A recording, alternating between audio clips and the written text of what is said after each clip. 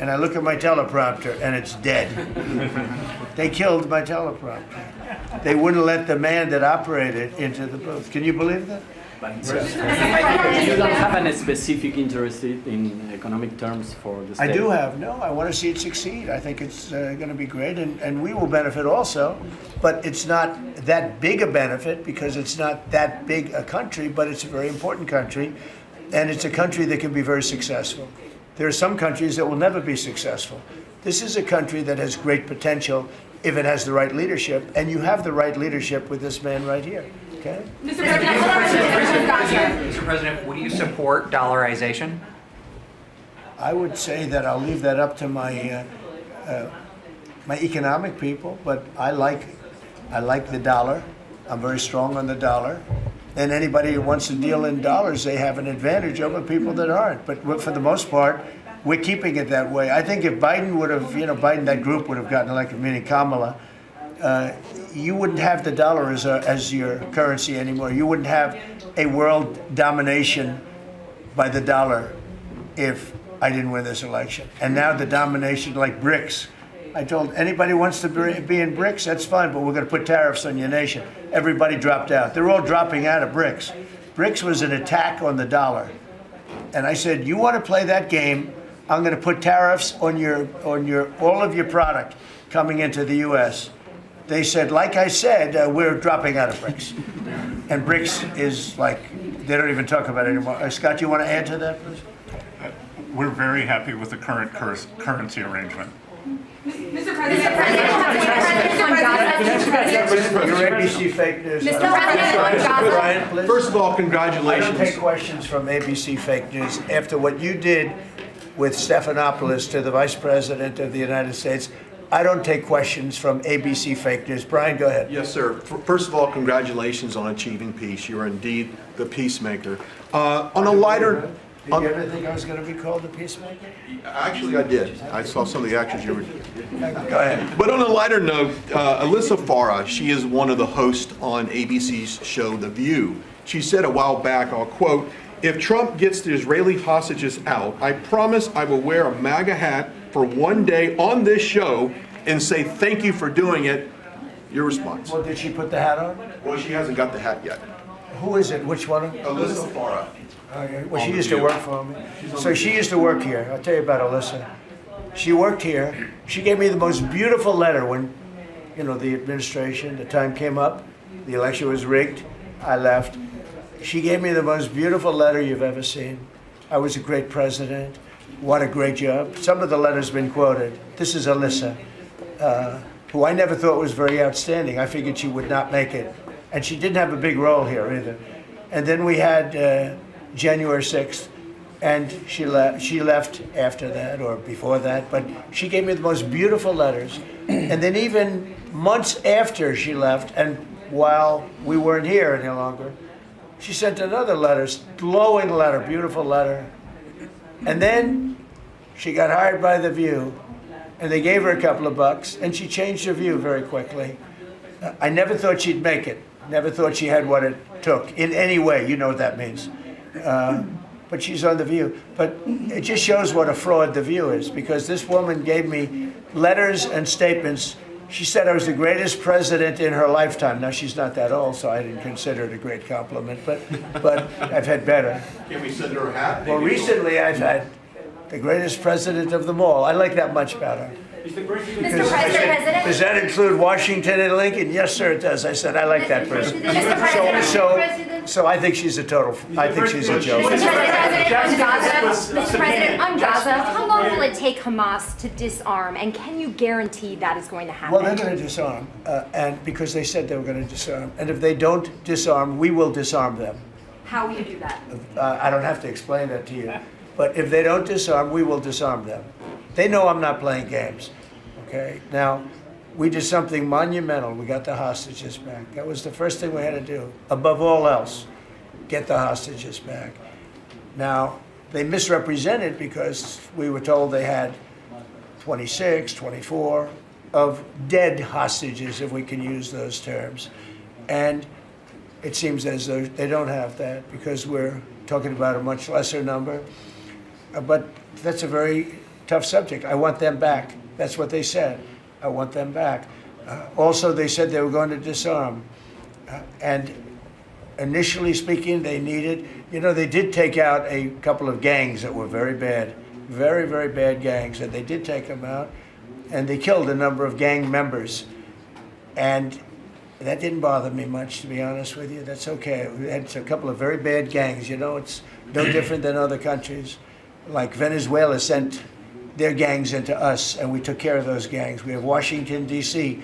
is one of the safest cities in the country. It was one of the worst cities in the country if you go back just a little while ago, right? Now it's safe. You can walk to work. Isn't it nice?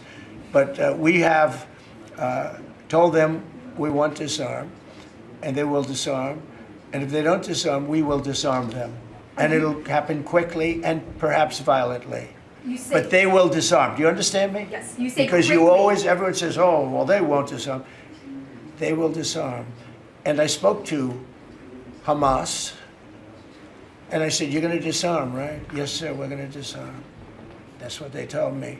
They will disarm, or we will disarm them. Got it? Okay. What is next. the deadline you're going to put on that? You say quickly, sir. Sir, you said quickly, but what is the deadline you're going to put on that before you take period action? of time, pretty quickly. Mr. A President. reasonable period of time. Congratulations on the peace you achieved in the Middle East, first Thank of you all. very much. And my question is regarding Argentina. Does continued... Are you from Argentina? I'm from Argentina, yes. I like the Argentina. I like them much better than ABC.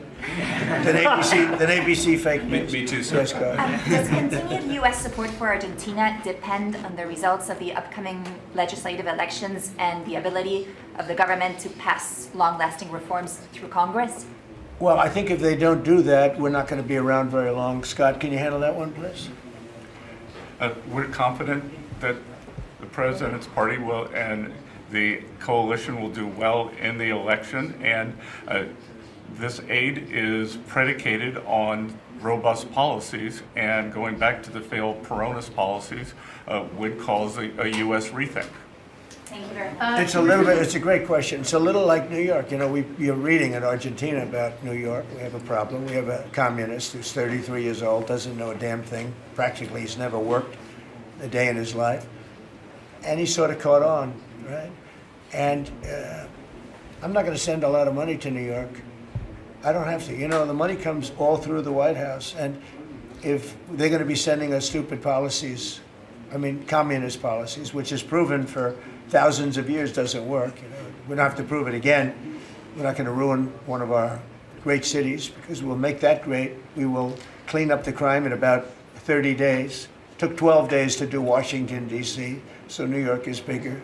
And Chicago, we've already made a lot of progress despite fighting from the government, but Chicago's doing great. Memphis is doing really great. We have great support there from the political leaders. They said, please come in and clean up crime.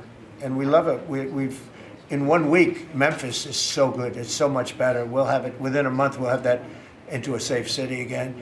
And all of these cities, we want to clean them up. We don't like that opposition. But if somebody's going to be a communist mayor of New York, it's a fluke if he gets in. There are a lot of failed people that he's running against. We have failed.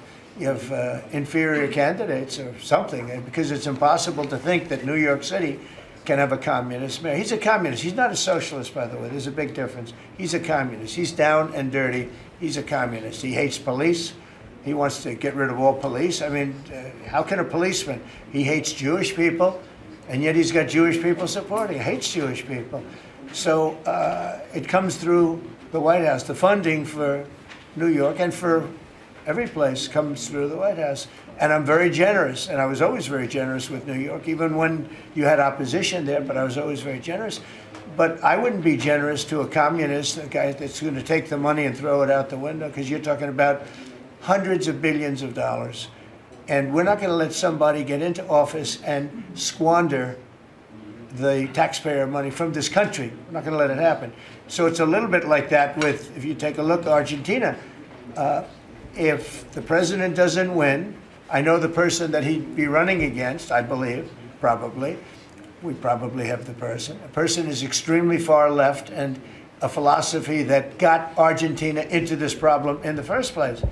So we would not be generous with Argentina if that happened. If he loses, we are not going to be generous with Argentina. Mr. President,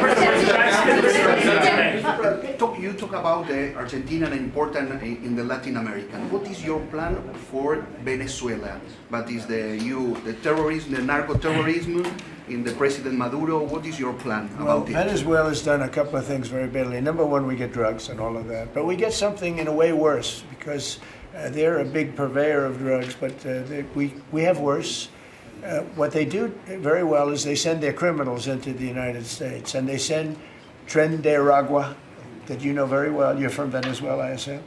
And they send them in by the thousands, literally. And these are the worst of all. And they empty their prisons into the United States.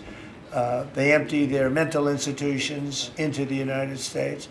And because we had a president who's low IQ, he didn't realize what was going on. And the people that are high IQ that surround him, but they happen to be lunatics, radical left, they're highly intelligent, radical left lunatics, okay? So in a way, that's worse than having a guy like Biden. But they ran the show. You heard about the autopen. The person that really operated the autopen, but it was really the people that told the person that operated the autopen what to do. Those are the people that really were president, okay? So we're not going to stand for it in this country. And by the way, that autopen thing is under serious investigation. Just this, I don't think you care because you're from Argentina. You couldn't care less about that. But I just want to say, because I do the weave, you know, the weave, cover a lot of different subjects. But the people that are involved in that autopen scam, because he barely signed anything. I mean, this guy, I don't know how you can be president. He barely signed it. But the only thing we can find for sure is that he signed Hunter's pardon, his pardon. Hunter's pardon, I like that. That's a good combination. So we're going to work very much with the president. We think he's going to win. He should win. And if he does win, we're going to be very helpful. And if he doesn't win, we're not going to waste our time because you have somebody whose philosophy has no chance of making Argentina great again. What's your advice for Milei? Steve, go ahead. Steve. What's your advice for Just to check something, you said Hamas assured you that they would disarm. Was that a direct conversation or through Mr. Witkoff? Or? Through my people. Okay. At the highest level. Do you What's think your advice? Argentina And it was meant for president? What's your advice for President Milei and Argentina as a political leader? My advice is to hold strong to his principles because he's right, and he's proving that he was right. He's got one problem. He's got people that are giving him tremendously bad press, even though they know it's wrong. He's got to hold true to his principles because he's going to win. He's going to win. He's doing the right thing. Everybody knows he's doing the right thing, but you have a radical left sick culture that's a very dangerous group of people, and they're trying to make him look bad. I believe he's going to win out. And we're doing the right way with Do China you in this think house. that China? China in this. Well, you have to be careful with China. Look, everybody deals with China. They have to deal with us too. We have to be careful with China. Look, I have a great relationship with President Xi, but sometimes it gets testy because China likes to take advantage of people, and they can't take advantage of us. But we have a fair relationship with China, and I think it'll be fine. And if it's not, that's okay too. You have to do and go where the punches are thrown. You got to put up the blocks. We have a lot of punches being thrown, and we've been very successful. Look. We have the most success. I think we're the most successful we've ever been as a country. We have now close, I've been saying 17, we have, I think, close to or maybe even exceeding $18 trillion going to be invested in the United States. That's more money than ever invested in any country before. Even countries with much bigger populations like India or like China. Nobody's ever had $18 trillion invested in the country. We have, and that's because of November 5th election, because I won. Oh, if she won, you'd be negative. You'd have people getting out of the country. This country would have been in a major depression. If she won, we would have been 1929. They'd like to see that anyway. That's why they keep the government laws. They have a shutdown based on nonsense. They want to give away 1.5, think of it, they want to give away $1.5 trillion to people that come into the country illegally. And as you know, the borders now are closed. But when they hear that they get the greatest health care package in the world and they have no money, but they're living okay in another country, they head up and they start forming caravans and they try and come into our country. But the big problem is they want to give health care to people that should not get health care. They want to give health care to illegal immigrants by the millions. Look at Gavin Newsom, what he's done. He's ruined California. He gives health care to anybody. And I guess they do it for votes. I actually think it's bad politics, but I guess they do it for votes. So I'm with this man because his philosophy is correct. And he may win and he may not win, but I think he's going to win. And if he wins, we're staying with him, and if he doesn't win, we're gone. How can Argentina can help to the peace process, to the Middle East peace process? They can help by doing well.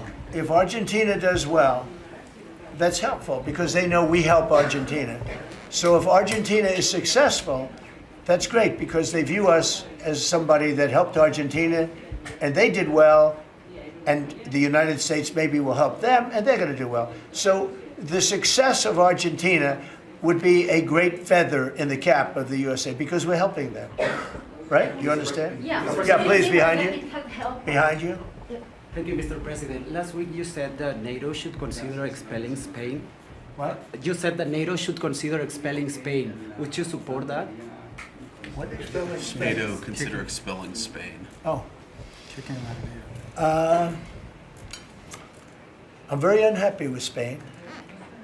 They're the only country that didn't raise up their number to 5%. Every other country in NATO raised up to 5%. And Spain is doing very well off our backs. So I'm not happy with Spain. Spain gets protection, and they know, look, they're sort of in the semi-middle of it, so they're going to get protected automatically. Even if you don't want to protect them, you're protecting them because of the way they're located.